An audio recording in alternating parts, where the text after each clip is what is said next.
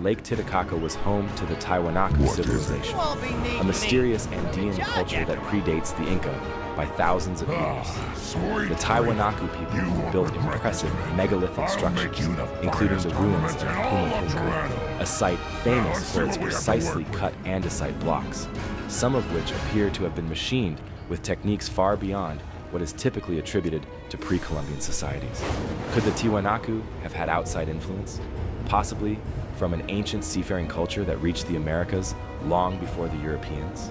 Some researchers suggest that the Sumerians, or another ancient Middle Eastern civilization, may have been capable of long-distance ocean travel, using advanced shipbuilding techniques to cross the Atlantic. While this theory is considered highly controversial, supporters argue that ancient peoples may have been far more mobile than traditional history acknowledges. Some even speculate that Lake Titicaca itself could have once been connected to the ocean, allowing for the possibility of early maritime contact with civilizations beyond the Americas. However, the skeptics have strong arguments as well. Critics of the Fuente Magna Bowl argue that the Sumerian-like inscriptions could have been added at a much later date, either by a modern forger or by a South American culture that had independently developed a similar writing system. They also point out that there is no other evidence of Mesopotamian influence anywhere in the Andean region. No Sumerian-style temples, no Mesopotamian artifacts, and no linguistic traces in the indigenous languages of the area. Further complicating the matter is the lack of detailed documentation about the bowl's discovery. Unlike many significant archaeological finds, which are carefully excavated under controlled conditions, the Fuente Magna bowl was reportedly found by accident, and little is known about its precise location before being brought to the attention of researchers.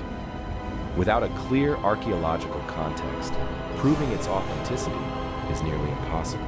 Yet, the mystery remains. If the Fuente Magna bowl is a genuine relic from an ancient transoceanic connection, it would suggest that civilizations we assume to have been isolated were actually far more interconnected than we ever imagined. It would challenge the entire framework of early human history, raising questions about how ideas, technologies, and cultural influences may have spread across the globe long before the rise of recorded trade networks. Even if the bowl is not evidence of an ancient Sumerian presence in South America, it is still an anomaly worth investigating. If it was created by the Tiwanaku or another Andean culture, why does its script resemble Sumerian writing? Was there a lost civilization that served as a bridge between these two distant cultures? One that has since vanished from history? Or is it simply an example of how different societies, separated by thousands of miles, sometimes develop strikingly similar forms of symbolic expression? Until definitive answers are found, the bowl stands as a tantalizing mystery, an artifact that shouldn't exist where it was found. Whether it is a relic of an unknown cultural connection between the ancient world, or simply a strange outlier, its mere presence challenges the rigid framework of history.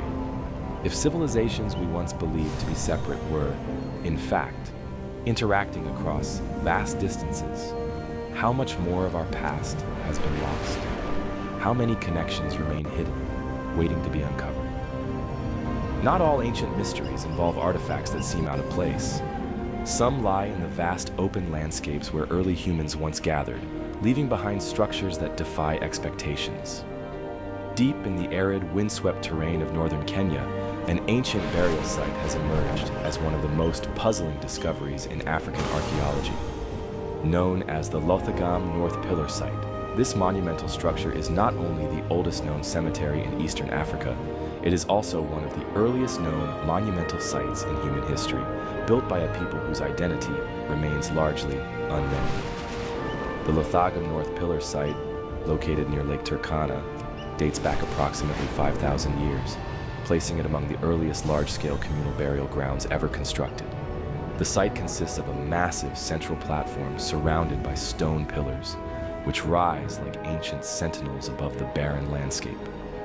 Beneath this structure, archaeologists discovered a collective burial chamber containing the remains of at least 580 individuals, men, women, and children, buried together over many generations.